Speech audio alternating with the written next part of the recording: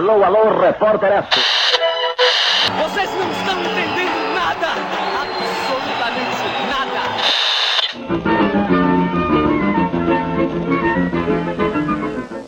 Olá a todos e bem-vindos de volta ao Aqui Estamos. Meu nome é Ana Lívia e eu sei que o episódio demorou um pouco, mas é porque eu tô tentando me acostumar com essa rotina de conciliar trabalho e podcast, etc. Mas não se preocupem, eu não vou abandonar esse projeto de novo. Eu só não vou garantir também que tenha, assim, um calendário fixo, porque alguns episódios podem demandar mais pesquisa, alguns vão ficar mais longos, outros mais curtos. Em alguns momentos eu vou estar mais de boa no trabalho, em outros não, enfim, é a vida. Fiquem aqui de olho, se inscrevam, sigam as redes sociais e vocês sempre vão saber quando sair um episódio novo e eles vão continuar saindo. Prometo que pelo menos um por mês vai ter, vai. Essa promessa eu faço.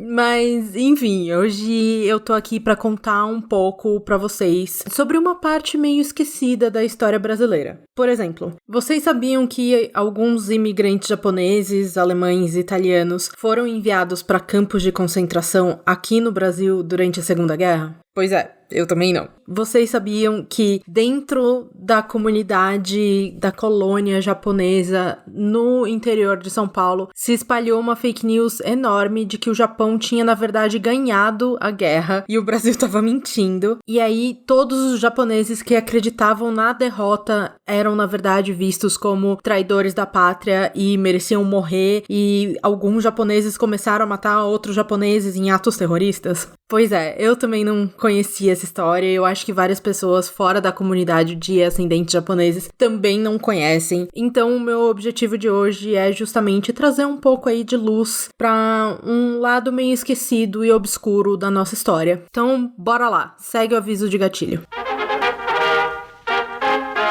E atenção! Aqui Estamos é um podcast sobre casos criminais brasileiros com um toque de humor ácido. As histórias são abordadas através de uma visão histórica e política de esquerda. Até porque nada acontece do nada, tudo tem contexto. Nesse episódio, assuntos como xenofobia, fascismo, suicídio e assassinato serão abordados. Só ouça se sentir confortável. As fontes de pesquisa estarão listadas na descrição do episódio.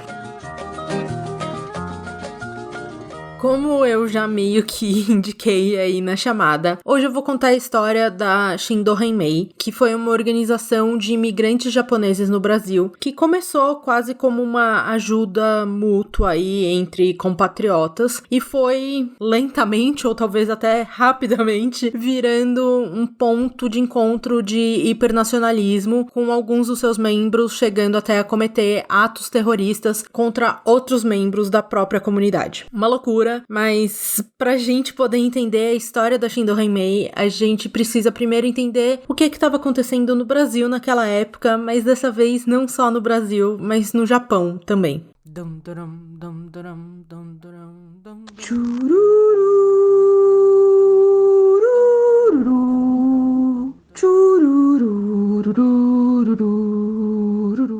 Em 1988, a gente teve a Lei Áurea, que libertava os escravizados negros. Acho que todo mundo aqui sabe bem disso, todo mundo teve que responder pelo menos uma pergunta sobre isso em pelo menos uma prova na escola. Em teoria, esses ex-escravizados seriam então contratados como trabalhadores pagos pelos seus patrões. Só que a coisa não é tão simples assim. Primeiro, porque ninguém quer trabalhar para o seu torturador, certo? Segundo, porque em um país que foi construído na base da supremacia branca desde o início da colonização, não consegue assim superar os seus preconceitos tão facilmente. Eu não quero entrar muito aqui em todas as falhas da Lei Áurea e como ela acabou deixando todos os ex-escravizados absolutamente desamparados, porque eu espero um dia poder fazer um episódio só sobre isso. Então eu vou pular toda essa parte, mas só tenham em mente o seguinte: os latifundiários, especialmente especialmente em São Paulo, não queriam contratar os negros para trabalhar nas fazendas. Lembrando que nessa época, tanto São Paulo quanto Minas Gerais já eram as maiores economias brasileiras devido ao café. Nessa época, o termo eugenia ainda não tinha sido cunhado, mas as suas ideias e princípios já existiam na sociedade, obviamente. Então, aqui me permitam um certo anacronismo para falar um pouco, sim, sobre essa ideia de eugenia. Existia entre as elites brancas do Brasil um certo medo de que a identidade nacional fosse definida por essa maioria negra e indígena, o que, por sua vez, na cabeça deles, tornaria o Brasil um país menos civilizado, especialmente agora que essas pessoas estavam libertas. Enquanto ainda havia escravidão, era mais fácil subjugar essa cultura, mas agora era preciso encontrar outras maneiras de diminuir essa influência africana no país, seja por via legal, seja por exclusão política, exclusão social, econômica, seja através da eugenia, o que fosse. Lembrando que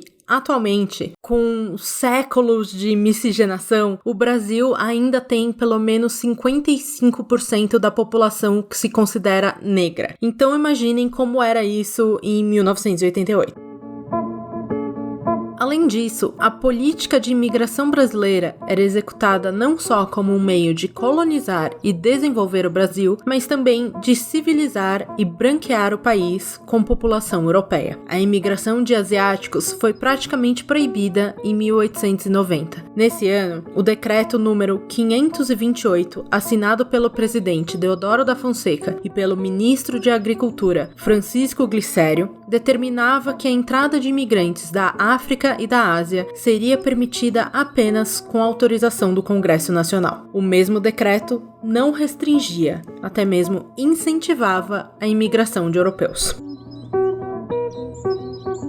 Ou seja, nas décadas finais do século XIX, o Brasil recebeu muitos europeus. Espanhóis, alemães, portugueses, mas em particular italianos. Entre 1875 e 1889, o Brasil recebeu cerca de 330 mil italianos, todos subsidiados pelo governo brasileiro. Eu falei que 55% da população brasileira é negra, certo? Em São Paulo, essa média cai para 41%, enquanto que em outros estados que tinham muitos escravizados, mas que não tiveram esse esforço de embranquecimento, como a Bahia, por exemplo, tem uma média de 79% de negros. O problema foi que, em 1902, o governo italiano lançou o Decreto Prinetti, que basicamente proibia a imigração para o Brasil, porque eles descobriram que os italianos que tinham vindo para cá estavam trabalhando em condições subhumanas. Mas por que será, né? Será que era porque esses patrões obrigavam eles a trabalhar nas mesmas condições que os antigos escravizados? Será? Não sei. Mistérios. Com isso, o governo, particularmente de São Paulo, onde a maioria dos italianos estava, teve que procurar outros tipos de imigrante. Só que, com a Europa de portas fechadas, eles tiveram que focar na Ásia. O preconceito contra o recebimento de imigrantes asiáticos era muito forte. Todos os asiáticos eram considerados raças inferiores que prejudicariam o branqueamento que ocorria no Brasil com o recebimento de imigrantes europeus. Havia também o medo do perigo amarelo. Isso é, que as grandes populações de orientais se espalhassem étnica e culturalmente pelas Américas. O medo do perigo amarelo tinha sido exacerbado pelo expansionismo militarista do Império Nipônico, que, buscando conquistar terras para colonizar, derrotou a China em 1895 e a Rússia em 1905. Mas, mesmo assim, meio que sem escolhas, o Brasil começou a focar na imigração japonesa. E por que a japonesa especificamente? Bom, aí eu acho que isso pede um outro túnel do tempo.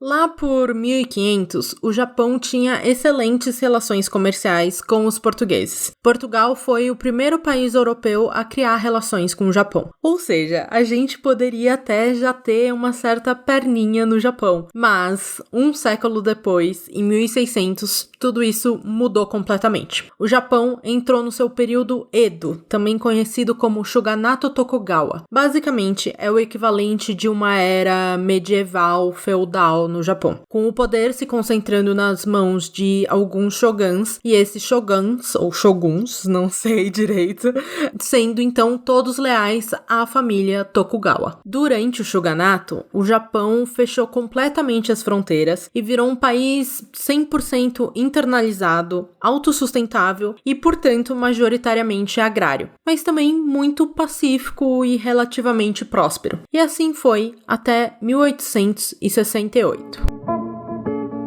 Os Tokugawa não colapsaram apenas por falhas internas. As intrusões estrangeiras ajudaram a precipitar uma complexa luta política entre os Bakufu, que é basicamente o governo militar estabelecido pelo shogunato, ou seja, os samurais, e uma coalizão dos seus críticos. Desde o início, os Tokugawa tentaram restringir a acumulação de riqueza pelas famílias e promoveram uma política de retorno à terra, na qual o agricultor, o produtor por excelência, era visto como uma figura ideal da sociedade. Uma breve pausa aqui só para explicar isso um pouco melhor, mas basicamente os Tokugawa não permitiam que os ricos ficassem cada vez mais ricos ilimitadamente. Olha só que conceito, não é mesmo? E obviamente as famílias ricas e poderosas começaram a ficar meio pistola que eles não podiam acumular excesso de grana, é isso.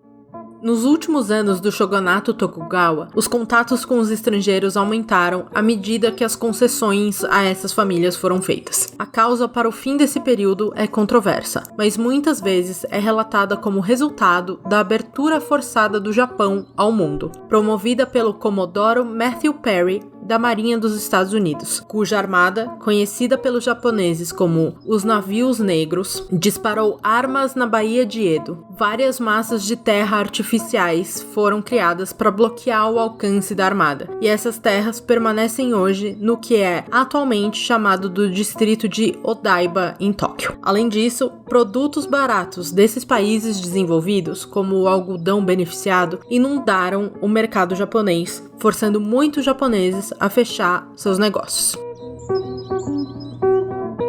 Ou seja, você tem o período de um fim de mais de 2 séculos de muita paz e estabilidade, mas também de muito conservadorismo e internalização, sendo rapidamente substituído por um governo que tem uma grande visão externa para o resto do mundo, e em especial para a industrialização e para o militarismo. Especialmente se a gente for pensar que essas intervenções americanas no país foram feitas usando exatamente isso. O Japão foi atacado por navios encouraçados e produtos industrializados. Então agora eles vão se defender com as mesmas 2 armas que usaram contra eles. Assim, em 1868, é formada a nova era imperial do Japão, onde o foco era o imperador e não mais o shogun. Com isso, o Japão passou a se modernizar e também a expandir, meio que visando se proteger de ataques externos. É assim que o Japão invade a Coreia, parte da China e até mesmo vence guerras com a imbatível Rússia. O Japão acaba ganhando uma fama internacional de ser meio que invencível, um país agraciado por Deus graças a essa figura do imperador. Mas calma que eu já vou falar mais disso daqui a pouco. O que importa agora é que o Japão estava expandindo rapidamente, mas tudo isso obviamente tem seus custos, né? O fim do shogunato Tokugawa deu espaço para um intenso projeto de modernização e abertura para o exterior durante a era Meiji. Apesar da reforma agrária, a mecanização da agricultura desempregou milhares de camponeses. Outros milhares de pequenos camponeses ficaram endividados ou perderam suas terras por não poderem pagar os altos impostos, que, na era Meiji, passaram a ser cobrados em dinheiro, enquanto que antes eles eram cobrados em espécie, ou seja, parte da produção agrícola. Não só isso, mas no início do século XX, a ilha do Japão também estava super populada. Então, com tudo isso, o Brasil começou a fazer campanhas e propagandas incentivando essa imigração japonesa para cá. E assim eles vieram. Não exatamente pensando em se tornarem brasileiros e firmarem vida aqui, mas sim pensando em ganhar dinheiro e aí, eventualmente, voltar de volta para um Japão mais moderno, mais rico e também maior, com terras o bastante para eles prosperarem. O Brasil era só um pit stop para um novo futuro. Em abril de 1905, o ministro japonês Fukashi Sugimura visitou o Brasil e foi muito bem recebido. Aí, quando ele voltou para o Japão, ele começou a dar diversas entrevistas e a falar muito bem do Brasil e etc. Aí o secretário Kumaishi Horiguchi também começou a fazer palestras sobre o país e tudo isso junto com as propagandas colocadas pelo próprio governo brasileiro. Eu vou até postar uma delas na linha da memória. Siga lá o nosso Instagram para vocês poderem ver. Mas voltando aqui, tudo isso fez com que os primeiros japoneses se interessassem pelo Brasil, com alguns grupos menores, chegando aqui em 1907. Mas a primeira grande massa de japoneses chegou aqui de fato só em 1908, quando o navio Kasato Maru aportou em Santos, trazendo 781 japoneses para trabalharem nas fazendas de café do interior de São Paulo. Entre 1908 e 1963, entraram no Brasil 242 mil imigrantes japoneses. Em 2022, o Ministério das Relações Exteriores do Japão afirmou haver 2 milhões de descendentes japoneses no país, fazendo com que o Brasil tenha a maior população de origem japonesa fora do Japão. A maior parte da população de origem japonesa no país é nascida no Brasil há pelo menos 3 gerações e tem apenas a nacionalidade brasileira. Todavia, contudo, entretanto, nem tudo são flores. No episódio anterior da Olga Benário, eu expliquei um pouco sobre como o começo do século XX foi muito conturbado no Brasil, com múltiplas revoltas e batalhas contra a Primeira República. O Brasil, naquela época, era um verdadeiro barril de pólvora que explodiu de vez com a queda da Bolsa de 1929. A crise econômica foi global e acabou impactando todos os países de maneiras que depois se unem para a história da Shindo Himei. É impressionante como você pode ligar a queda da Bolsa de 29 à era varguista, à Segunda Guerra, às fake news e nacionalismo, ao Shindo Himei. É quase como aquela linha que liga a queda das Torres Gêmeas ao cancelamento da Ellen DeGeneres. Enfim, quem não sabe, me pergunta aí nas redes sociais que eu explico melhor. Mas aqui hoje não me daria este trabalho, ok? A gente viu com o Luiz Carlos Prestes que já tinham vários movimentos tentando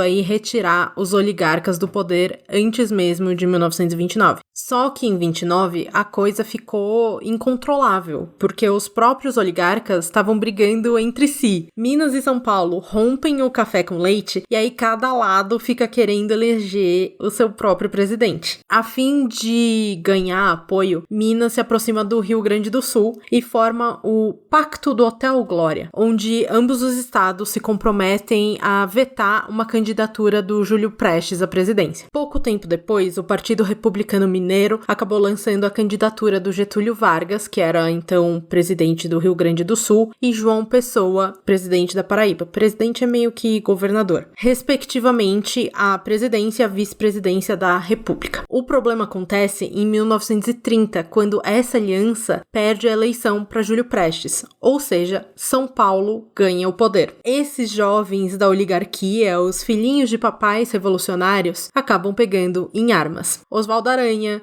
João Batista Luzardo, João Neves da Fontoura, Virgílio de Melo Franco, Arthur Bernardes Filho, Caio e Carlos de Lima Cavalcante, entre outros, lutavam sim contra a oligarquia, por um regime democrático, pela modernização econômica do Brasil, mas, muito mais do que isso, eles lutavam basicamente pela chance de se inserirem nas estruturas de poder que estavam, até o momento, nas mãos dos velhos oligárquicas e presos numa hierarquia super rígida. No fundo, eles eram apenas jovens mini-oligarquinhas, pedindo para que os velhos oligarcões dessem espaço para eles na política. É meio que trocar colocar, assim, 6 por meia dúzia, mas fantasiar essa meia dúzia de uma democracia popular. Enfim, blá blá blá, revolução ocorre, nada acontece, feijoada. Em 3 de novembro de 1930, Vargas tomou posse como chefe do governo provisório. Quem ouviu o episódio passado da Olga Benário já sabe dessa história, mas eu vou ser aqui muito caridosa com os nossos ouvintes de primeira viagem. Mas, basicamente, o Vargas ficaria no poder até ser criada uma nova Constituição, o que de fato foi feito em 1934. Depois disso, ele seria um presidente temporário, até que as novas eleições democráticas fossem feitas. Só que, entre uma coisa e outra, a queda da Bolsa também trouxe consigo uma enorme onda de nacionalismo e fascismo, não só no Brasil, como também na Europa, no Japão e em vários outros lugares. E essa onda teria suas consequências, não é mesmo?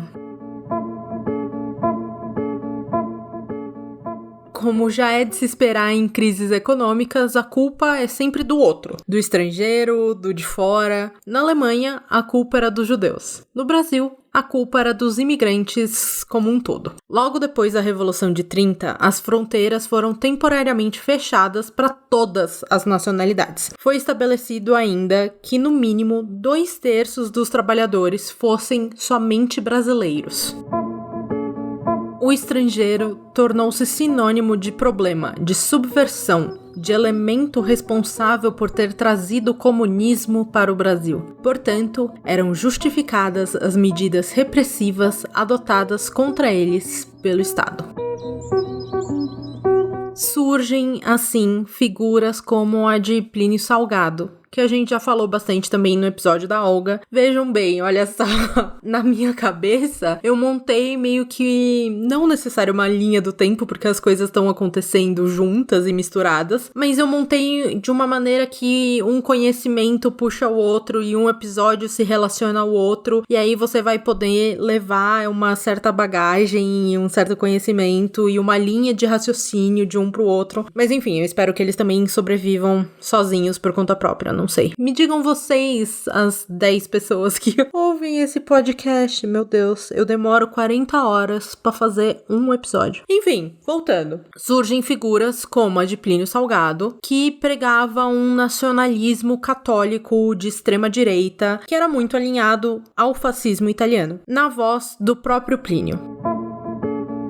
É necessário agirmos com tempo de salvarmos o Brasil. Tenho estudado muito fascismo. Não é exatamente esse regime que precisamos aí, mas é coisa semelhante. O fascismo, aqui, veio no momento preciso, deslocando o centro de gravidade política que passou da metafísica jurídica às instituições das realidades imperativas. O fascismo não é propriamente uma ditadura, como está sendo o governo na Rússia, enquanto não chega à prática pura do Estado marxista, e sim um regime. Penso que o Ministério das Corporações é a máquina mais preciosa. O trabalho é perfeitamente organizado. O capital é admiravelmente bem controlado. Volto para o Brasil disposto a organizar forças intelectuais esparsas, coordená-las, dando-lhes uma direção, iniciando um apostolado.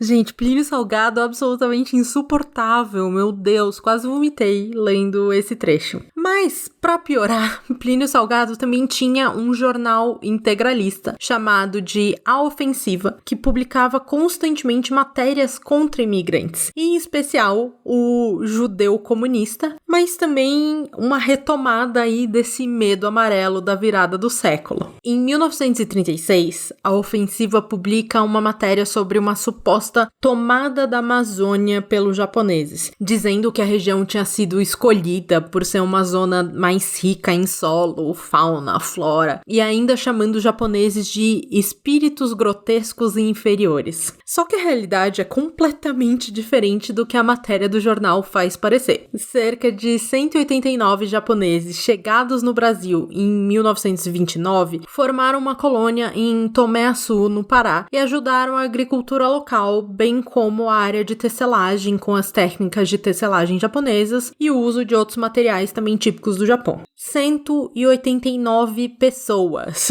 Isso inclui crianças, tá? Essa foi a grande tomada japonesa da Amazônia como um todo. Uma única cidade no Pará.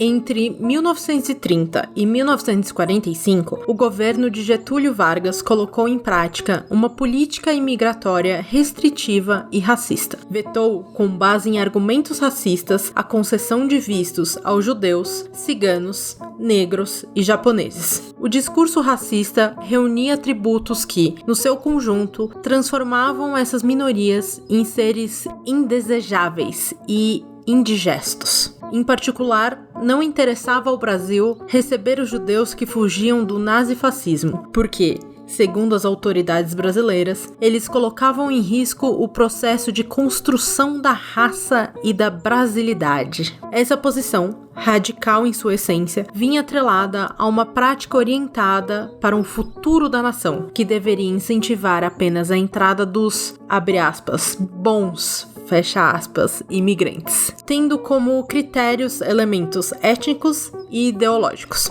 Assim, as correntes imigratórias não poderiam estar comprometidas com a ideia de corrosão social ou com as doutrinas exóticas, traços pertinentes à imagem estereotipada dos judeus, avaliados como inassimiláveis, comunistas, parasitas e avessos ao trabalho agrícola. Desde o início, esse processo de incentivo à imigração ficou evidente que não interessava ao Estado republicano manter em território nacional aquelas comunidades que optassem por preservar a sua identidade étnica e política. Essa situação explica o fato de, em distintos momentos da história republicana, a resistência à assimilação ter gerado situações de conflito. Interessava, sim, às elites agrárias e políticas a conformidade e subserviência. De fato, como eu falei no começo, os japoneses não faziam muita questão dessa integração com o Brasil. Primeiro, porque muitos deles se enxergavam como imigrantes temporários. Eles tinham essa perspectiva de voltar para o Japão em breve. Segundo, porque existia uma barreira linguística e cultural muito maior para a integração do que, digamos assim, um imigrante espanhol ou italiano. Em terceiro, existe uma junção natural entre pessoas da mesma cultura. Quer dizer, não é à toa que a gente tem bairros italianos em São Paulo, ou cidades inteiras de descendentes de alemães no sul. Absolutamente natural que compatriotas se juntem para manter uma língua, manter uma história, manter uma cultura viva, enquanto eles estão cercados de uma cultura que é estrangeira a eles. Mas, para Getúlio Vargas, essas instituições culturais eram, na verdade, uma afronta à identidade nacional e deveriam então ser impedidas de existir. Mas calma, vamos começar do começo aí. A partir de 1908, cada vez mais navios de imigrantes japoneses foram chegando e eles foram se estabelecendo em pequenas colônias, majoritariamente no interior de São Paulo, em cidades como Marília, Bauru, Tupã, Bastos. Inclusive, Bastos foi fundada por japoneses. Enfim, com essas comunidades estando tão separadas e com algumas até se estendendo até o Paraná, alguns líderes católicos japoneses, como o Keizo Ishihara, Margarida Watanabe e Masuro Takahashi, falaram com a Igreja Católica e com o governo brasileiro, inclusive, para criar uma caixinha beneficente chamada de PIA. A PIA, basicamente, é uma doação entre alguns membros da comunidade para ajudar os outros membros mais pobres da colônia. Então, por exemplo, um chefe de cooperativa que recebia mais, que era educado e etc., doava o dinheiro para a PIA, que então repassava esse dinheiro para uma mãe viúva de 5 filhos que não tinha condição de trabalhar. Com isso, foi surgindo toda uma rede que inicialmente era de caridade, mas acabou crescendo e se expandindo para muito mais do que isso. Era uma rede de ajuda mútua também, com trocas comerciais e culturais. Com isso, a comunidade ia ficando cada vez mais insular. As crianças frequentavam escolas 100% japonesas, o comércio era feito meio que entre eles mesmos. Os livros, os jornais, a rádio, era tudo somente em japonês, muitas vezes vindo inclusive diretamente do Japão, sem nem mesmo passar por uma produção no Brasil. Atenção que essa parte é muito importante e vai ser relevante mais pra frente. Entre 1938 e 1939, o Getúlio Vargas criou a campanha de nacionalização e com isso veio o decreto número 383, em 18 de abril de 38, que determinou várias proibições aos estrangeiros, não só aos japoneses, mas todos. Eles não poderiam participar de atividades políticas, formar qualquer tipo de associação, falar idiomas estrangeiros em público ou usá-los para alfabetização de crianças. A transmissão de programas de rádio em idiomas estrangeiros foi proibida. As publicações impressas, jornais, revistas, em idiomas estrangeiros foram proibidas, a não ser que fossem bilíngues, japonês-português, por exemplo. Como a publicação em idioma japonês ficou muito cara, os jornais e revistas deixaram de circular. Em 1939, uma pesquisa da Estrada de Ferro Noroeste do Brasil, de São Paulo, mostrava que 87,7% dos nipo-brasileiros assinavam jornais em idioma japonês, um índice altíssimo de leitura no Brasil na época. O decreto número 383 praticamente acabou com a disseminação de informações na comunidade japonesa, pois boa parte desta sequer compreendia o idioma português. Na época, circulavam em São Paulo cerca de 2 dezenas de publicações regulares em língua japonesa. Somadas, suas tiragens passavam de 50 mil exemplares, e era a única fonte de informação dos cerca de 200 mil japoneses residentes em São Paulo. Aparentemente, sem pretendê-lo, Getúlio acabara de decretar a morte lenta da imprensa japonesa no Brasil. Inclusive, não era nem mais permitido ter um encontro informal entre famílias. Se mais do que 3 imigrantes que não pertencessem a uma mesma família ou uma mesma casa se encontrassem, isso já seria visto como uma quebra da lei. Tudo isso só piorou ainda mais com a entrada do Brasil na Segunda Guerra. Eu já falei disso no episódio passado, sobre o Getúlio ser isentão na guerra por muito tempo, né? Inclusive, entre 1937 e 1941, a Alemanha foi o segundo maior parceiro econômico do Brasil. Policiais e militares brasileiros treinavam com a Gestapo. E o governo brasileiro chegou a entregar aos nazistas judeus alemães que moravam no Brasil, como foi o caso da própria Olga. Em abril de 1942, teve até uma passeata que reuniu cerca de 2.000 nazistas uniformizados no centro de Florianópolis. Olha só que beleza, né? Aí depois vem dizer que o Brasil nunca teve, assim, um cheirinho no cangote do fascismo, não é? A bordo do encoraçado Minas Gerais, em 11 de junho de 1940, o Vargas chegou a fazer todo um discurso sobre como o Estado Novo tinha superado os radicalismos externos. Felizmente, no Brasil, criamos um regime adequado às nossas necessidades, sem imitar outros, nem filiar-se a qualquer das correntes doutrinárias e ideológicas existentes. É o regime da ordem e da paz brasileira, de acordo com a índole e a tradição do nosso povo, capaz de impulsionar mais rapidamente o progresso geral e de garantir a segurança de todos.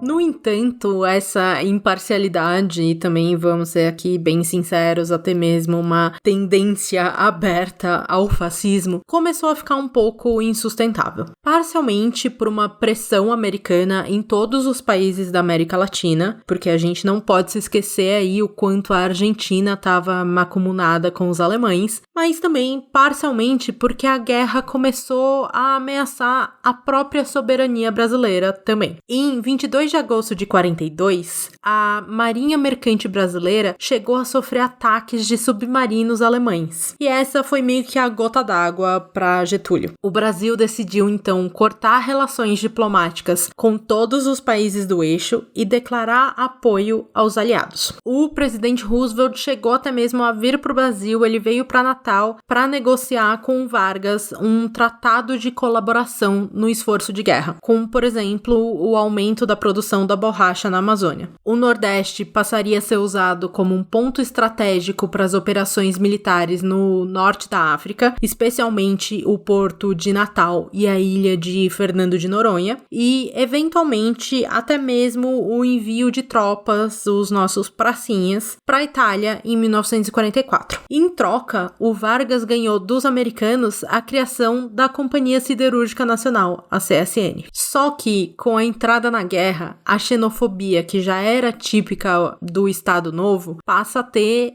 alvos muito claros, que são os italianos, alemães e japoneses. Delatar um alemão por suspeita de nazismo tornou, assim, uma prática corriqueira, mesmo que esse alemão fosse, na verdade, um refugiado judeu fugido da guerra e da perseguição nazista. É fato que existia uma rede de nazistas muito grande no Brasil, isso é inegável, não tem nem 5 minutos, eu falei aí da marcha dos nazistas em Florianópolis. Mas, entre isso e a perseguição indiscriminada que passou a existir, existe um oceano de diferença. Em 1942, Getúlio rompeu com Hitler, mas não com as práticas fascistas. A diferença é que agora elas se voltam contra os alemães. É cada vez maior o volume de descobertas sobre os campos de concentração brasileiros e sobre os maus tratos que civis japoneses, italianos e principalmente alemães sofreram no Brasil. Até o fim da guerra, o Ministério da Justiça manteve 31 campos de concentração em lugares como Pindamonhangaba e Guaratinguetá, Joinville e Rio de Janeiro. Para lá eram mandados os inimigos que chegassem ao país durante o conflito, ou que fossem suspeitos de espionagem. Não podiam ler livros em seu idioma, eram submetidos a trabalhos forçados na lavoura e muitas vezes dependiam de ajuda externa para não passar fome. Alguns, acusados de serem nazistas, só podiam receber visitas no dia de Natal. Seus descendentes suspeitam que tenham sido torturados. Em agosto de 42, quando a Segunda Guerra já estava no seu auge e o Brasil já tinha rompido as relações diplomáticas com o eixo, rolou um confronto bem violento aí entre brasileiros e japoneses na cidade de Marília. Sinceramente, eu pesquisei, mas eu não tenho muitos detalhes sobre o que foi esse confronto exatamente, mas ele meio que foi a chamada, o gatilho aí, que fez com que Junji Kigawa criasse a Shindo Henmei. O Junji era um ex-coronel do exército japonês e, portanto, uma pessoa muito respeitada aí, justamente porque ele tinha vivido essa glória militar japonesa que eu já falei e tudo mais. E quando ele começou a ver toda essa opressão que os japoneses estavam passando, toda essa violência dos brasileiros contra eles e tal, ele decidiu se rebelar contra isso e criar uma instituição muito parecida com as antigas pias, mas que servisse dessa vez para preservar a cultura japonesa e ajudasse a unir a comunidade, mesmo que eles estivessem em cidades distintas. Shindo Henmei significa Liga do Caminho dos Súditos em japonês, e ela chegou a ter 64 filiais nos estados de São Paulo e Paraná. Algumas fontes dizem que eles chegaram a ter entre 120 mil e até 500 mil membros, mas sinceramente eu acho que eles estavam aí mais próximos dos 120 mil, porque isso por si só já representa 60% da população nipo-brasileira na época. Apesar de ir diretamente contra as leis do Estado Novo, a Shindo não era considerada uma organização terrorista, pelo menos não naquela época. A ideia fundamental era recriar os códigos e signos culturais do Japão no Brasil. Por exemplo, o culto ao imperador, a valorização do shintoísmo, o ensino da língua, etc. No entanto, fora da comunidade, o medo contra o estrangeiro só aumentava, e os rumores de que a Shindo Henmei seria uma organização terrorista crescia mais e mais. A questão é, a Shindo poderia até não ser uma organização terrorista por si só, mas ela alimentava alimentava, sim, ideologias que, por sua vez, cultivavam indivíduos terroristas, né? Ela era inteira baseada no Yamato Damashi, ou espírito japonês, que era um espírito baseado na invencibilidade do Japão e no hipernacionalismo. Uma das principais práticas da Shindo Henmei era um culto ao imperador. Isso se estabeleceu fortemente já na era Meiji e durou durante todo o período imperial japonês. Basicamente, o imperador era visto como um deus, ou um kami, que são os espíritos que regem e organizam o mundo no shintoísmo. A família imperial seria descendente dos primeiros kamis que criaram o Japão. Portanto, como deus, ele era infalível e precisava ser louvado. Todos os dias, às 9 da manhã, todos os cidadãos japoneses deviam pausar e se curvar ao imperador, não importasse onde eles estivessem. Lembra que eu falei que o Japão vinha de várias vitórias militares, etc., até mesmo contra países muito maiores, como a Rússia e a China? Pois bem, tudo isso se juntava e servia só para comprovar a tal infalibilidade do imperador. O mito da imbatividade milenar japonesa remonta ao século XIII. Em 1281, o Império Mongol tentou dominar o Japão. A realização de tal missão ficou sob a responsabilidade de Kublai Khan, líder dos mongóis. Contudo, ao se aproximar do sol nascente, sua frota foi surpreendida por ventos violentíssimos que arrebentaram os navios, sem que as embarcações tivessem sequer começado o ataque. Daí teria surgido o termo kamikaze, ou seja, vento divino, e uma referência à proteção que os deuses dispensavam ao Japão. Tudo isso fez com que, começada a Segunda Guerra, a comunidade japonesa no Brasil tivesse uma percepção completamente distorcida da realidade. Mesmo depois da proibição dos jornais e rádios exclusivamente japoneses, a maior parte da comunidade seguia consumindo só notícias vindo ilegalmente do Japão. Era super comum que as famílias tivessem rádios clandestinas que eram capazes de capturar ondas de rádios japonesas, e as publicações nipônicas comandadas por notícias vindas diretamente do Império seguiam circulando, especialmente em São Paulo. Isso era, em parte, porque, como eu já falei antes, eles não sabiam português, mas em parte também porque organizações como a Shindo Henmei incentivavam essa crença cega no Japão e uma certa desconfiança contra o Brasil. Era nesse ponto que eu queria chegar e é esse o motivo pelo qual eu quis tanto fazer esse episódio de hoje. As coisas nunca acontecem do nada, tudo tem motivo e tem contexto. A Shindo Henmei é uma junção perfeita de muitos fatores. Um castelo de cartas histórico que, se você retirar um único fator, a coisa toda desmorona. Você tem, por um lado, um governo brasileiro que é hiperxenofóbico e que tenta fazer com que os imigrantes que aqui estão rompam completamente os seus laços culturais com os países de origem, e obviamente que isso, ao invés de aproximar os imigrantes do Brasil, acaba tendo o efeito reverso e acaba os afastando. Além disso, você tem, ao invés de permitir publicações em japonês que possam traduzir jornais brasileiros e ter um acesso ao conhecimento nacional, a um conhecimento diferente daquele que vem do Japão, você decide que não. Vamos proibir qualquer jornal de qualidade de existir em território nacional, forçando assim a população a consumir materiais importados diretamente do Japão e, portanto, contaminados com uma certa propaganda de guerra japonesa, né? Pelo outro lado, você tem o Japão hipernacionalista também e com um histórico militar e religioso inteiramente baseado na glória e imbatividade do país. Um exemplo claro disso é que eles produzem apenas conteúdos que proclamam as vitórias japonesas e não falam nunca das derrotas. O que no começo da guerra é meio que verdade, o Japão estava vencendo inicialmente, mas dado 1945, isso aí vira apenas uma propaganda completamente descolada da realidade, né? Vocês entendem que sem os japoneses terem esse espírito nacional que eles tinham e sem o Estado Novo os empurrarem para a beira de um precipício educacional, nada disso teria acontecido. Mas aconteceu.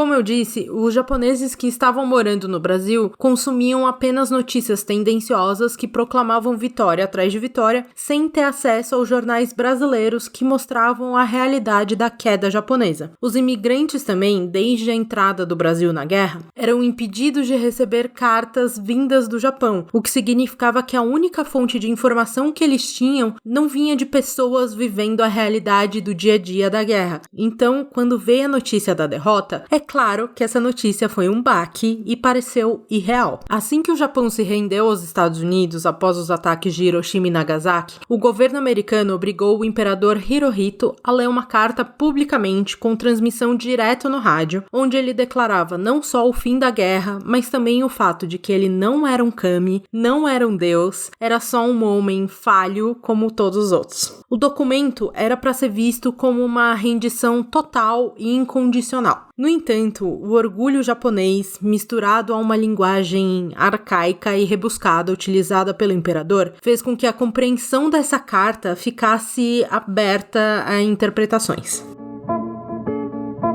Ainda que se atribuísse sua convicção à ambiguidade da língua japonesa, que pode permitir mais de uma interpretação do mesmo texto, a verdade é que o documento assinado por Hirohito não utilizava nem a palavra rendição e muito menos incondicional. Mesmo derrotado, o imperador guardava um pouco de trunfo na manga. Os Estados Unidos temiam que, consolidada a paz, o Japão pudesse pender para o lado dos comunistas. O imperador termina sua carta de rendição dizendo: tendo sido capazes de salvaguardar e manter a estrutura do Estado Imperial, nós estamos sempre convosco, nossos bons e leais súditos, confiando em vossa sinceridade e integridade, que toda a nação continue como uma família de geração em geração, sempre firme em sua fé na imperecibilidade da sua terra divina, cônscia do seu pesado fardo de responsabilidades e da longa estrada que temos adiante. Uni todas as vossas forças para vos devotardes à construção do futuro. Cultivai os caminhos da retidão, alimentai a nobreza de espírito e trabalhai resolutamente para que possamos alcançar a glória indestrutível do Estado Imperial e mantermos-nos passo a passo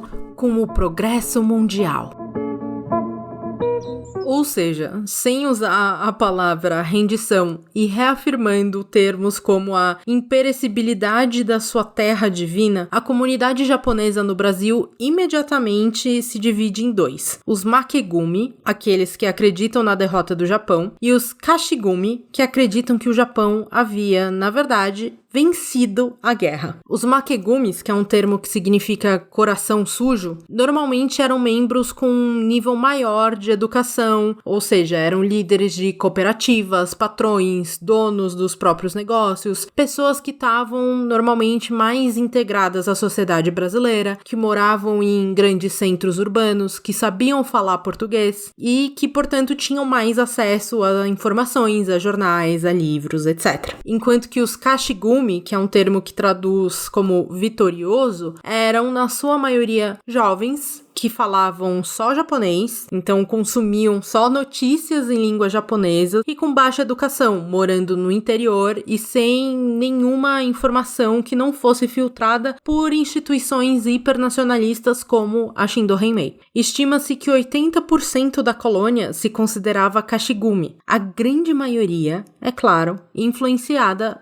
pelas fake news. Exatamente, gente, fake news. Durante a guerra, o próprio líder da Shindo Henmei, o Junji Kigawa, imprimia e distribuía panfletos que aconselhavam os agricultores nipo-brasileiros a abandonar ou destruir a produção de seda, usada na fabricação de paraquedas, e também na de hortelã, porque o mentol derivado era utilizado para tornar a glicerina mais potente. Ou seja, panfletos que puseram em risco a participação brasileira entre os aliados no esforço de guerra e permitiriam supostamente aí uma vitória do Japão. Só que depois da declaração do imperador, a Shindo passou a usar o seu braço de comunicações para produzir fake news.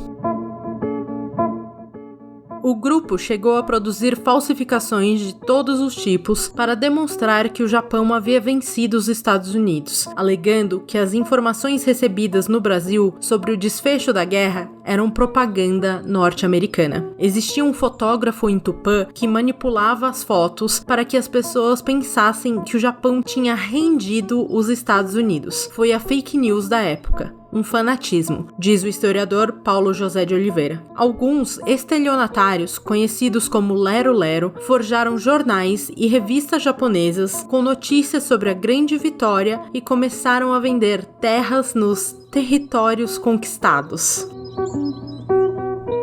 Chegaram até mesmo a circular 2 grandes fake news logo após o início da guerra que, pegaram entre a comunidade como um todo. A primeira dizia que o imperador havia feito uma declaração no rádio dizendo que o governo nipônico ia enviar embarcações para o Porto de Santos com o objetivo de repatriar os súditos do Sol Nascente e os seus parentes. Isso fez com que quase 2.000 japoneses saíssem do interior de São Paulo ou da capital e descessem a Serra do Mar em direção ao porto. A outra grande fake news que rolou foi uma carta, também supostamente escrita à mão pelo Hirohito e dirigida diretamente aos imigrantes, pedindo lealdade e ajuda a eles. Esse é o outro motivo pelo qual eu queria tanto contar a história da Shindo Heimei, porque ela é uma história sobre o que acontece quando você tira o acesso à educação e à informação de qualidade de um povo. O que acontece quando as notícias são feitas não por um jornalismo ético,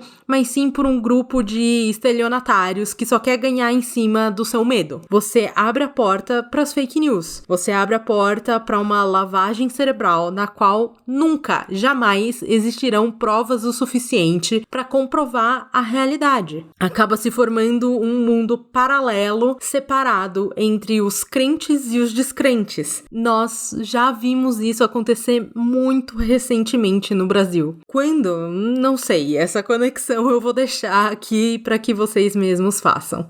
Assim, nós temos uma bomba prestes a explodir e 13 meses de terror e assassinatos prestes a acontecer. O estopim para tudo isso, ouçam vocês mesmos. 昭和21年の1月に区員と植民地で日の丸を掲揚して正月にそれでまだ揚げとったわけなんでしょ。高傑さんという人がそこの植民地の会長だった。 Na cidade de Tupã, na colônia de Koin, em janeiro de 1946, a bandeira japonesa foi hasteada no Ano Novo e foi mantida hasteada. Os brasileiros na localidade denunciaram o hasteamento. Assim, os policiais de Tupã apareceram no local, agredindo a todos os japoneses. Foi terrível. Haviam pessoas com graves ferimentos. O cabo Raimundo, ele desceu a bandeira rindo e rasgou a bandeira. O cabo Raimundo limpou a bota que estava imunda. Na frente da delegacia, o senhor Utsunomiya assistiu à cena. Ele nos disse que tinha acontecido algo terrível. Fomos comprovar a veracidade do fato. E assim, fomos até a delegacia. Fomos presos. No livro, escrito por um brasileiro, diz que nós portávamos espadas. Foi descrito como uma ficção, na forma de entretenimento. Eu respondi para o brasileiro que me perguntou sobre as espadas no dia. Quem é que vai portar uma espada estando preso? Essa pessoa concordou com a explicação. Esse episódio ficou conhecido como o Incidente da Bandeira. Esse foi um trecho do documentário Yami no Ishini, entrevistando alguns membros da Shindo Heimei. Eu tive que narrar aqui pra vocês, porque como vocês puderam ouvir no trechinho inicial, o filme é em japonês. Mas quem contou essa história foi Tokuichi Hidaka, que era um dos membros terroristas da Shindo. Sim, gente, chegamos lá depois de 1 hora de podcast. A Shindo Heimei pode até não ser uma organização terrorista, mas com certeza alguns dos seus membros eram. O Hidaka, que contou essa história, na época era só um jovem de 20 anos, mas ele fazia parte do que ficou mais tarde conhecido como os 7 samurais. Eles eram o contador Shigetaka Takagi, de 26 anos, o único do grupo que falava português. Depois a gente tinha o enfermeiro Sakane, de 38, o tintureiro Kitamura, de 26, Shinshu Nakamine, de 38, Isao Mizushima, de 20 anos, e Isamu Matsumoto, o mais velho deles, de 41 anos. No dia seguinte ao incidente da bandeira, quando os 7 samurais já tinham sido liberados pela polícia, eles resolveram passar a perseguir Jorge Okazaki, um comerciante que havia ajudado a polícia a fazer a tradução dos depoimentos dos membros da Shindo durante as investigações. Quando saía para o trabalho na manhã do dia 3, no entanto, Jorge Okazaki empalideceu ao colocar os pés na rua. Durante a noite, tinha sido pintada na fachada da sua casa, em enormes caracteres japoneses, a inscrição ameaçadora: traidor da pátria. Um papel, colado sobre a porta de entrada, era mais enigmático e dizia apenas: lave sua garganta. Mas Okazaki sabia o que aquilo significava. Lavar a garganta era uma expressão usada por japoneses militaristas antes de uma execução, para evitar que a pele suja de um traidor contaminasse o aço do corte na espada ritual dos samurais. O carrasco sugeria que o condenado lavasse a garganta antes de morrer. Assim começou o reino de terror do braço terrorista da Shindo Henmei. Durante os próximos 13 meses, diversos membros, muitos além desses 7 samurais, em diversas cidades do interior de São Paulo, perseguiriam, aterrorizariam e até mesmo matariam membros da própria comunidade, só porque eles eram corações sujos e acreditavam na derrota do Japão na Segunda Guerra Mundial. Ao todo, foram pelo menos 23 mortos e 147 feridos. O caos também fez com que 31 mil nipo-brasileiros fossem investigados como suspeitos. O DOPS identificou criminalmente 376 nipo-brasileiros. Cerca de 155 imigrantes japoneses tiveram sua expulsão do território nacional decretada em 1946. Porém, essa nunca chegou a ocorrer de verdade e o caso acabou por prescrever, mas pelo menos 15 cumpriram penas por assassinato.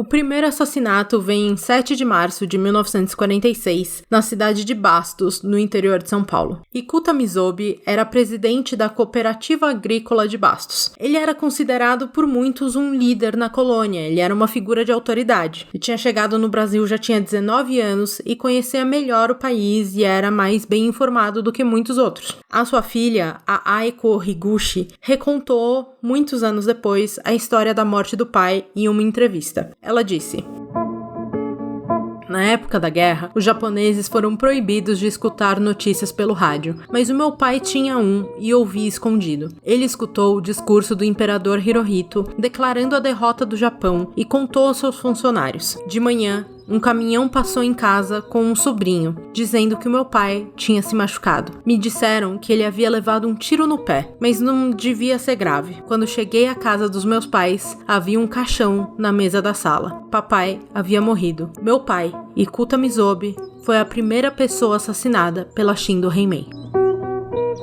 Como o líder que ele era, quando Ikuta percebeu que a grande maioria dos seus colegas e funcionários acreditavam numa fake news, que eles tinham sido enganados por publicações mentirosas a acreditar numa vitória do Japão, o Ikuta começou a contar o que ele ouviu no discurso do imperador, a fazer uma interpretação de texto que a grande maioria da colônia parecia incapaz de fazer. O Mizobi estava tão profundamente investido em mostrar a verdade para os outros, porque o seu próprio filho mais velho tinha morrido um ano antes, durante a guerra. Quando eles saíram do Japão, a família deixou o jovem de 9 anos para trás para continuar os estudos. Ele morreu em Nagasaki, em um navio que explodiu no porto. Mesmo com as cartas vindo de fora sendo barradas, eles conseguiram receber a declaração de morte do jovem. Mizobi sabia, então, melhor do que muitos, que as coisas não estavam tão boas no Japão assim, que as notícias reportadas pelas rádios japonesas não condiziam com a realidade. Foi por isso que ele reuniu todos os membros da cooperativa e contou a verdade. O Japão havia perdido a guerra tinha acabado. Muitos o chamaram de propagandista americano, de desleal. Mal sabia ele que, nesse meio, tinha um espião da Shindo Heimei, o Satoru Yamamoto, que acabou levando essa informação pro Tadao Shiraishi, que era dirigente da Shindo Heimei em Tupã. Os dois acabaram se encontrando na cidade de Cascata, ou seja, gente, toda uma linha interconectada aqui de cidades do interior de São Paulo, onde o Yamamoto pegou um dos cavalos de Shirashi e partiu a galope em direção à casa de Mizobi, em Bastos. Em um depoimento à polícia, o Yamamoto contou: de acordo com os nossos planos, Shiraishi pôs-se a cavalgar sozinho, no espaço de 2 ou 3 quarteirões distantes da residência de Mizobi, para chamar a atenção das pessoas que se encontravam àquela hora pelas ruas. Enquanto isso, investiguei a casa de Mizobi e verifiquei que o portão do quintal, nos fundos, estava aberto. Encontrei-me novamente com Shiraishi atrás do hospital, dentro de um bambuzal. Shiraishi desceu do cavalo e, enquanto vigiava a vizinhança, eu penetrei na casa de Mizobi, esgueirando-me pelo portão de trás. Fiquei num espaço entre um ranchinho e um muro de tijolos. Mizobi estava com visita e foi obrigado a esperar quase 3 horas. Saí uma vez do meu esconderijo e avisei a Shirashi que Mizobi tinha visita e que essa não parecia querer se retirar. Disse-lhe então para adiarmos o plano, mas ele não concordou. Voltei, por isso, pro esconderijo. Quando ia me levantar em dado momento, pois me achava agachado, ouvi a voz de alguém. Era da visita que se despedia e senti-me satisfeito. Depois que o visitante saiu, fecharam-se todas as janelas e apagou-se a luz de entrada da cozinha. Tive aí um momento de hesitação, ou desistir, ou atirar através da janela do dormitório, que era de vidro. Nisso, divisei um vulto que saía pela porta da cozinha. Olhei-o bem, mas não pude distinguir quem era. A pessoa, que vestia kimono, fechou o portão do quintal e entrou na privada que ali havia. Ainda não podia distinguir se era homem ou mulher. Seria vergonhoso atirar na senhora Mizobi. Aproximei-me para bem perto, quase a 1,5 metros da privada, para se ouvisse sua tosse, distingui-la, mas nada. Nesse momento, ouvi uma voz, que parecia ser de uma moça, que gritou: "Papai, está na privada?" Ao que responderam de dentro da privada: "Sim, estou." Fiquei satisfeito quando soube que, de fato, era Mizobi quem estava dentro da privada. Espiei então pela fechadura, quando Mizobi ficou de pé,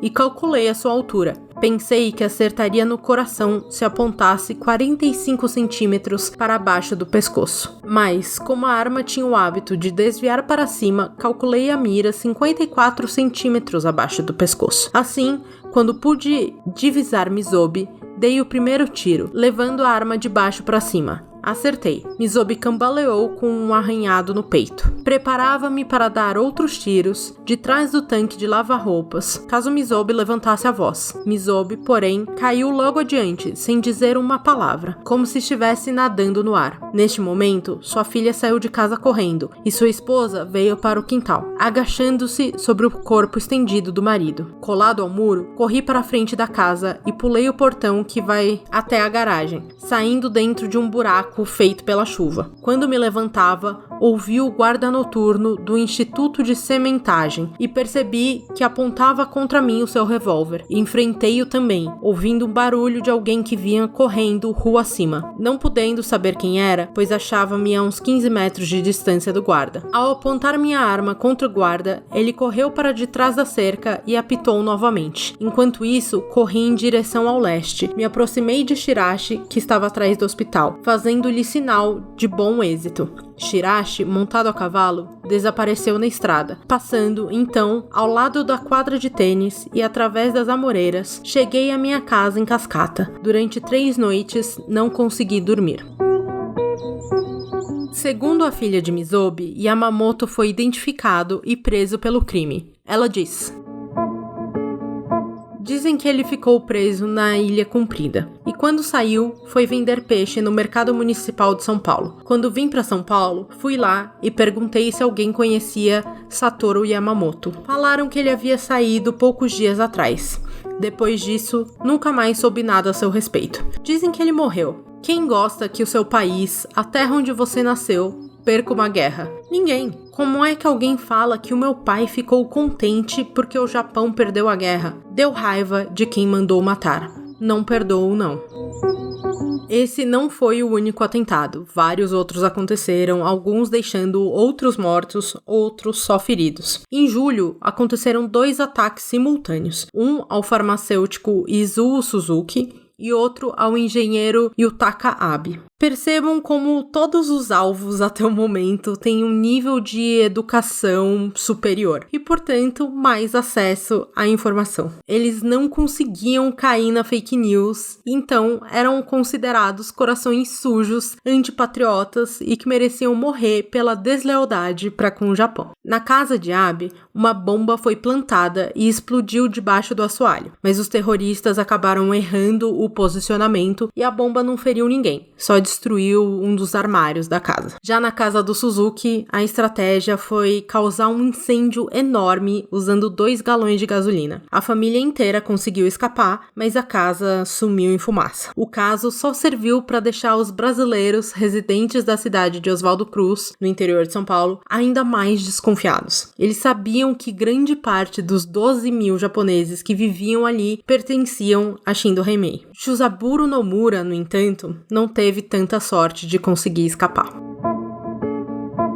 Entre abril e junho de 1946, a Shindo Heimei somou 2 mortes em 3 atentados na capital paulista. O dia amanhecia no bairro do Jabaquara, em São Paulo, quando 4 japoneses bateram a porta do industrial Shuzaburo Nomura. Alguém abriu para ver quem chamava e a casa foi invadida. A mulher do empresário ainda gritou para que o marido não saísse do quarto, mas já era tarde. Um dos homens viu Nomura surgir descalços e de pijama no corredor e o acertou com um tiro no pescoço. Os outros 3 se aproximaram e fizeram vários disparos a queima-roupa. "Morra, traidor indigno!", disse um deles, ao meter-lhe uma última bala no peito. Ao mesmo tempo, no bairro da Aclimação, outro grupo estava escondido no jardim do ex-diplomata Shigetsuna Furuya, aguardando a hora certa para atacar. Quando Furuya acendeu a luz de um dos cômodos e apareceu na janela, os 5 japoneses fizeram 17 disparos em sua direção. Conseguiram errar todos, embora estivessem apenas a 5 ou 6 metros de distância do alvo. No que soou o primeiro apito da polícia, 2 atiradores decidiram se entregar e 3 saíram correndo. Por fim, eu queria compartilhar só mais um caso aqui com vocês. Dessa vez, a história de Jinsako Wakiyama, contada diretamente pelos seus assassinos, o Takuichi Hidata, que era um dos membros dos 7 samurais, e o seu comparsa e amigo Hiromi Yamashita. Novamente, eu vou traduzir as falas, porque elas estão em japonês. No meio, vocês também vão ouvir 2 vozes femininas, elas são as netas de Wakiyama, que ajudaram a contar essa história da perspectiva das vítimas. 晩にはおじいさんsempre costumava ご飯食べたら部屋に行ってから孫たちとねいつも一緒に遊んでcontava história 戦争のこととかそういうのを一生懸命なって話しよった。若め大佐の時にはネクタイはめていったよ。軍人だからと思って大佐時だからね。Fomos de gravata para a casa do coronel Wakiyama, pois ele era um militar japonês. Um coronel militar japonês. E assim, fomos de terno. Na época, eu nem tinha terno. E compramos ternos para nós, no brechó. Não tinha certeza se estava chovendo ou se fomos depois da chuva. Fomos até Jabaquara de bonde. Subimos as escadas de casa e abriram a porta para nós e entramos. Combinamos de jamais criar resistência com as autoridades. E também não machucar inocentes, como mulheres e crianças. Não lembro de baterem na porta. Não tínhamos campainha na época. Eu fui abrir a porta e os rapazes perguntaram pelo coronel Wakiyama. Avisamos ao nosso avô que havia visita. Não entramos com violência nenhuma. Entramos respeitosamente, pois tratava-se de um ex-coronel, uma pessoa muito importante. A nossa avó estava fazendo você dormir no quarto. Como tínhamos visita, a nossa avó foi preparar o café na cozinha. E assim, foram todos para a cozinha. Entramos e cumprimentamos o coronel. Não lembro se nos apresentamos. De qualquer maneira, o coronel pediu para nos sentarmos, mas ficamos de pé. Estávamos na frente da porta da cozinha. Ele estava sentado com a mesa na frente. Não era uma mesa de qualidade. A família do coronel não fazia barulho, e nós também nos comportávamos dessa forma. Escutamos o barulho de alguém fazendo café. Com um gesto, Yamashita afastou as crianças que assistiam à cena, e apresentamos a carta de aviso a ele, e entregamos juntamente com um punhal para o ritual. O Sr. Wakiyama abriu a carta e leu tudo com muita serenidade, e ele disse que estava muito velho para fazer o que nós estávamos propondo. Pedimos para que ele fizesse o harikiri como um militar. Em nenhum momento ele se desesperou. Foi uma atitude muito distinta, um verdadeiro militar japonês. Assim, pedimos desculpas, dissemos algumas coisas e atiramos. Enquanto o café era preparado, ouvimos os tiros. A vovó pegou você e o nosso irmão e corremos para o vizinho. Era um vizinho japonês chamado Takahashi. Lembro com muita clareza. E o nosso outro irmão correu para os fundos e subiu no bambuzal. Quando a polícia começou a investigar o caso, múltiplos membros da Shindo Heimei passaram a ser presos e interrogados. Vendo essa situação, temendo pelo que poderia acontecer com os inocentes, Hidaka e Yamashita fizeram o que eles chamaram de a coisa japonesa e honrada, e se entregaram à polícia. Lembrando que, naquela época, múltiplos japoneses estavam sendo investigados pelo DOPS, com muitos sendo inclusive presos e levados a campos de concentração ou diretamente para prisões, como a da ilha de Anchieta, no litoral paulista. A ilha era usada por Vargas para presos políticos que ele considerava de alta periculosidade. Mas a partir de 1946, cerca de 170 imigrantes japoneses ficaram presos lá por cerca de 3 anos. Cerca de 10 pessoas que participaram efetivamente de assassinatos foram enviadas à ilha, como foi o caso de Tokuichi Hidaka, da ala extremista. Mas a grande maioria, constituída de dirigentes da sede de Shindo Heimei ou de filiais de cada localidade no estado de São Paulo, foi submetida a interrogatórios pelo DOPS. Como parte do processo, eles tiveram que pisotear o retrato do imperador ou a bandeira do Japão, como uma prova de negação dos valores japoneses. Somente pelo fato de possuírem extremistas na família, muitos foram presos e torturados, ou pela polícia, ou diretamente no presídio na ilha de Anchieta. E, obviamente, por conta disso, passaram a sofrer de distúrbios mentais e acabaram até se suicidando, alguns por envenenamento ou essa história do seppuku. A partir de 1948, esses japoneses que tinham sido presos começaram a ser soltos e a voltar para suas casas. Na grande maioria, mesmo aqueles que eram de fato culpados, foram recebidos de braços abertos pelas famílias e pela comunidade. Afinal, quem ia julgar eles por serem leais ao próprio país de origem? Eram muitas as pessoas que tinham sido enganadas pelas fake news. Mas, a partir de julho de 1947, quando a Cruz Vermelha conseguiu reestabelecer uma linha de correspondência entre o Japão e o Brasil, as cartas começaram a chegar dos familiares. E aí ficou claro para todos os Kashigumis, ou seja, os vitoriosos, que a derrota era real. Agora eles tinham provas vindas diretamente dos seus parentes e amigos japoneses, contando sobre a ocupação americana e sobre a rendição do Hirohito.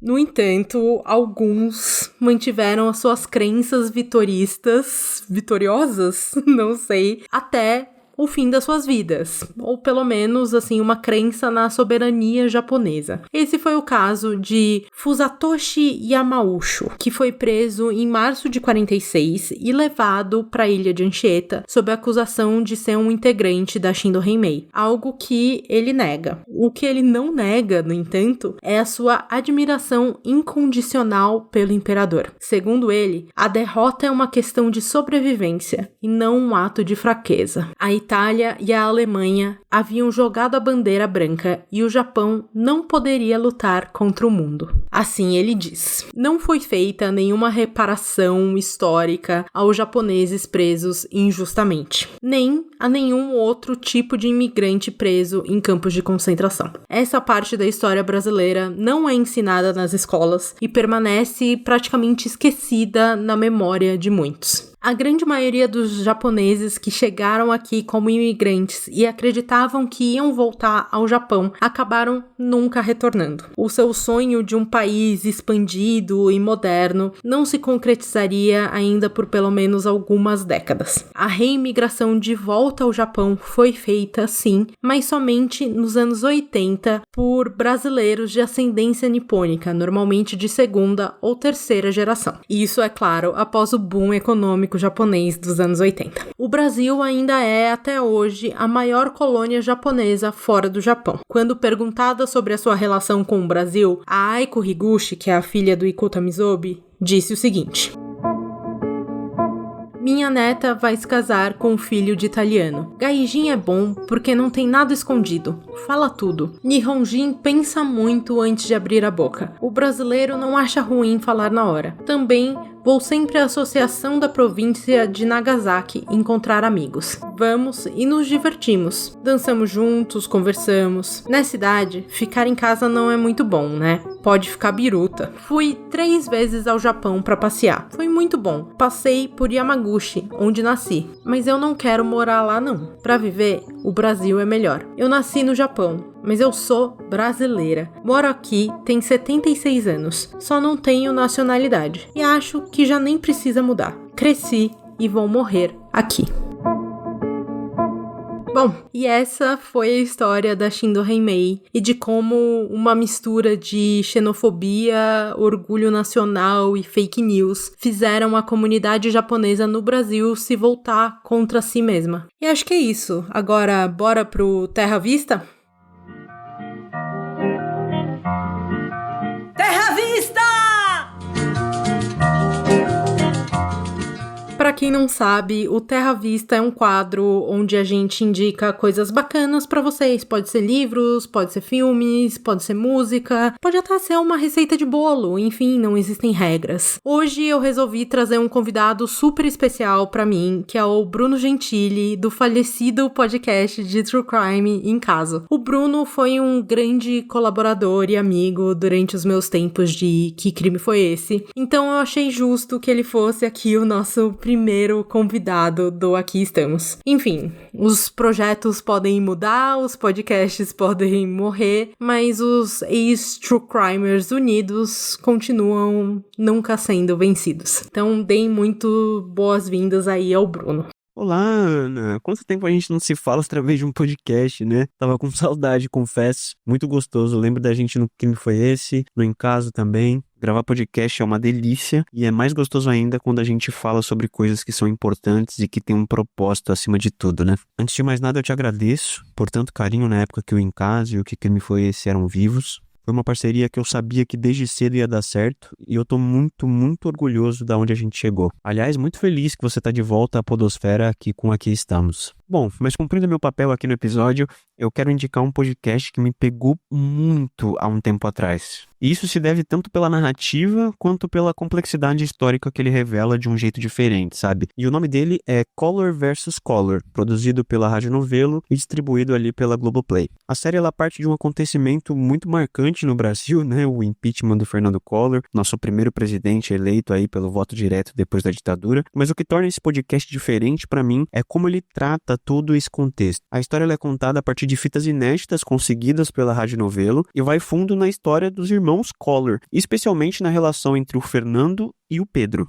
E o título do podcast faz muito sentido, porque ele não é só sobre política, ele é sobre como o Collor, o Fernando, entrou em conflito com a própria imagem que ele construiu, com a sua família inteira praticamente, e com toda a narrativa que acabou elegendo ele. E é literalmente Collor versus Collor, Fernando versus Pedro. E eu escolhi esse podcast porque, na minha visão, refletindo sobre ele, ele se encaixa perfeitamente no caso do Shindo Heimei, que é aí esse embate entre as narrativas. Porque aqui a gente está falando de pessoas ou grupos que em momentos diferentes da história do Brasil, se recusaram a aceitar a versão oficial das coisas. No caso da Shindo Heimei, como você tem falado durante todo o episódio, era a rendição do Japão à autoridade do Estado brasileiro e tudo mais que envolve o caso. Já no caso do Collor, é a ideia de que o presidente, conhecido aí por ser um caçador de marajás, era, na verdade, um deles, fazendo parte de uma estrutura profunda de corrupção. Estrutura essa que o próprio irmão falou sobre, ainda que ele não fosse nenhum santo. Os dois casos, eles envolvem disputas simbólicas, e o podcast, eu acho que ele é excelente para pensar sobre como essas disputas continuam se repetindo com novos rostos, mas com estruturas parecidas, sabe? Fora que a produção é, assim, fantástica, super bem feita, e tem um ritmo que te prende e te faz querer ver os episódios em sequência, assim, no caso, ouvir. A minha segunda indicação, que eu acho que vale muito a pena, é o livro Um Espião Silenciado, do Rafael Alberti. Esse livro, que virou podcast, inclusive através da produtora HD1, antiga produtora do Projeto Humanos, e que agora virou simplesmente uma peça de teatro, é uma investigação jornalística que parece uma ficção, assim, de tão absurda que ela é, mas que é tudo real, infelizmente. A história, ela é basicamente um dos marcos que deram um estopim na ditadura militar. O Rafael, nesse livro, ele trouxe de volta a história do José Nogueira, um jornalista que, além de redator-chefe do jornal Tribuna de Notícias, que era um órgão da Cruzada Brasileira Anticomunista, era um agente do serviço secreto da Marinha nos anos 1960, que atuava durante a Guerra Fria. Só que o plot twist da coisa toda é que, mesmo sendo parte da Cruzada Brasileira Anticomunista, uma organização claramente de extrema-direita, ele começou a denunciar as manipulações internas, os financiamentos corruptos, principalmente ali vindos do IBAD, e que patrocinavam campanhas anticomunistas com apoio estrangeiro. Então o Nogueira, ele basicamente era uma espécie de agente duplo, sabe? E daí, com o tempo, ele passou a ser visto como uma ameaça. Então, após ameaçar divulgar ali alguns documentos relacionados ao IBAD, ele simplesmente apareceu morto de uma forma extremamente suspeita. Ele simplesmente apareceu morto com 29 anos, jogado de um prédio, num caso que até hoje não foi resolvido e que é tido ali no laudo de morte dele como uma queda acidental, mesmo os indícios mostrando que claramente não foi. É uma história assim na pegada do que foi com Vladimir Herzog, que foi com Rubens Paiva, sabe? O livro, ele parte de uma referência que o Rafael encontrou numa CPI e daí ele se interessou e acabou se desdobrando numa pesquisa por 8 anos. O Rafael simplesmente ele pegou para si a responsa de simplesmente contar algo que o sistema queria que fosse apagado de uma vez por todas. Acho que, levando em conta o perfil dos seus ouvintes, Ana, que possui, assim como nós, essa constante sede de entender os caminhos políticos que trouxeram o nosso país até aqui, principalmente desde essa fase aí maldita da ditadura, é um livro muito interessante para se ler com atenção e ele é muito, muito bem escrito pelo Rafael. E é isso, pessoal, por hoje é só. Se vocês quiserem participar desse quadro no futuro, ou quiserem mandar mensagens, pedir episódios, enfim, é só me procurar no @aquiestamos_pod no Instagram ou no TikTok, ou mandar um e-mail para podcastaquiestamos@gmail.com. Vocês também podem me encontrar nas minhas redes pessoais, onde eu divulgo os meus outros projetos, como o podcast Quarta Parede ou o Arquivo X-Tudo. Eu estou em todos os lugares no @AnaLiviaMS, Ana se escreve com 2 N's. E esse foi o Aqui Estamos de hoje, e a gente se vê no próximo episódio. Não temos data, mas ele virá. É isso. Fui!